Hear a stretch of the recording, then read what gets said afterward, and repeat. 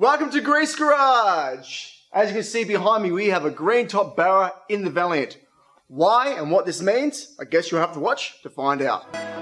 Today we are outside and we are pulling the engine out of this showroom condition FG Falcon. Now as you can see, I picked this up for a pretty reasonable price, right? As you can imagine, I paid $1,000 for it. And by selling bits and pieces off it, I've actually made most of my money back. Inside we have a beautiful gas engine here in working condition. It actually does run and work. I'll definitely have to start it up because it's very loud because the exhaust isn't connected up to it. So that's good actually, because that's going to save us time. So we're pulling this out, we're going to put it in the Valiant, and that's the whole plan for the day. And for all you guys that have just bought a motor without the wiring harness and all this sort of stuff, I think this is going to be great for you guys to actually have a look at it. So the first thing we're going to do is going to move all this gas stuff. Now as you can see, it's pretty basic. We got gas that comes down through here, jets in through the air intake and squirts, and the motor just sucks it in. That is literally all it is. Really basic system. All this manifold and stuff is going to be coming off because it's no good for what I'm going to be using. We're going to be using E85. We'll be taking the manifolds of the red engine that I've got next to the Valiant. So yeah, pretty easy. So let's first get this off, eh? Wait. Wait. So I know what you're thinking. Why is Reese pulling out this green top engine when he already has a perfectly working turbo red top engine? It's all about improvement, guys. Simple fact is, after 2006, all the Barra engines came with stronger rods. The ones before that were toothpicks. Also, the green top engine has the same valves as the turbo engine and has high compression. It's a win-win situation for me. Now you might be thinking, but isn't turbocharging a car, having a low compression engine, way better? Yeah, sure. Back when we used to only have 98 ROM fuels, now that we have E85, high compression is workable. We can get more exhaust coming out of the engine, and that spools the turbo quicker.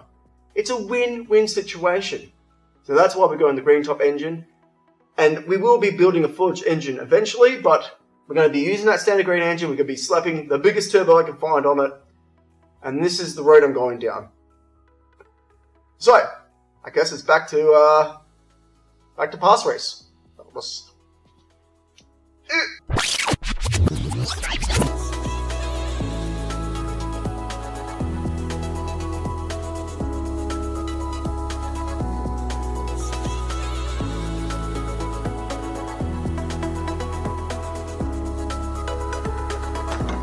I would also like to say that I am a licensed gas fitter, so I'm doing this as not really a big deal for me.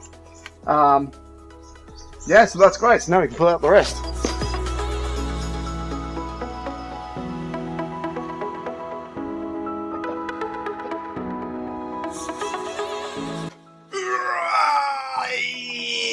Yeah, cool. Just it's me again. Hey, how you going? So as you can see, I am not using the power steering pump. I'm pulling that sucker right off. Yep, we're going to be using Armstrong in this big old girl. No power steering, you know, trying to work on my fitness. Also, I'm going to be pulling off the alternator. Now, I will be putting that back on. I'm just pulling it off now because it makes it a lot easier to get the engine out and also cut this exhaust, which I'm going to cut in a second or two.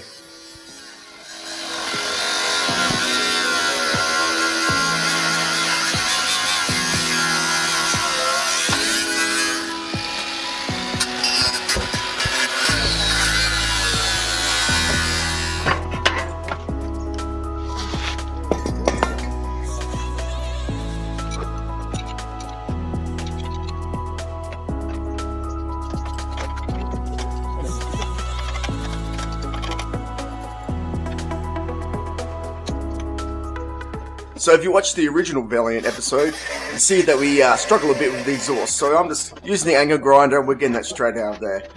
With the 4-speed auto, I'm lucky enough the output shaft is still in there. So no oil, I can literally just undo these 4 bolts and drop it straight down.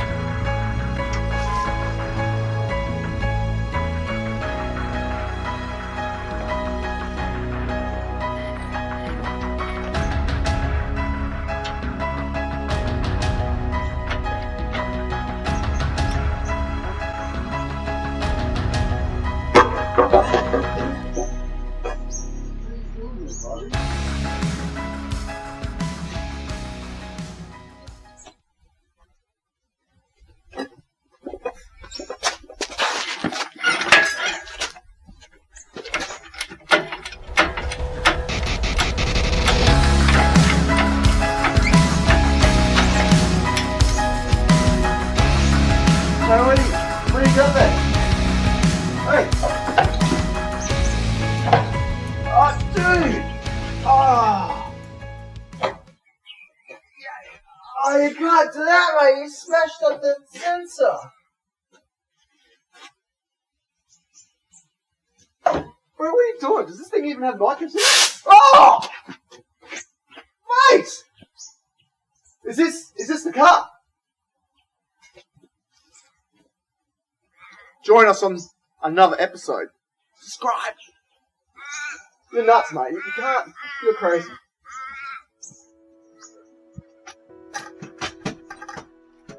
So with that encounter of Horsepower Man over, it's pretty much jacking up the back, lifting up the engine, and the engine just pops straight out of there. No worries at all. We drag it over, and now it's time to put it into the Valiant.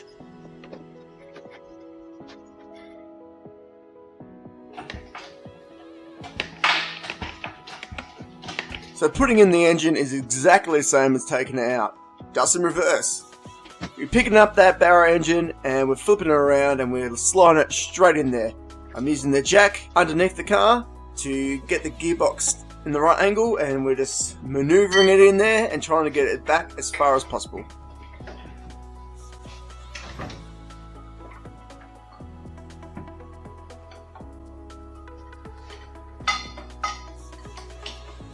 Well, there you go. Behind me is a purist's worst nightmare. A Ford engine in a Chrysler, looking absolutely fantastic in my opinion. Now, obviously there's heaps to do. We got to push the engine back a little bit further. We got to get the auto mounted up straight. Then we got to get the engine mounted up straight. We got to get the engine mounted down lower. We got to modify the sump and, you know, weld brackets onto the K-frame for engine mounts and stuff like that. So there's a fair bit to do, but it's not the worst thing in the world. Like, it's possible to do this. So I'm really excited. I need your support, and it's very, very simple. It takes 2 seconds. You click the subscribe button, probably just right here, and that's it. And that means I can keep doing these things, because any support is better than nothing. And plus, who doesn't want to see a Valiant with a massive turbo E85 making super amounts of boost? Even on the green top engine, we're going to push this green top engine till it pops. So definitely watch and stay up to date. Thank you very much, guys, and I'll see you on the next one.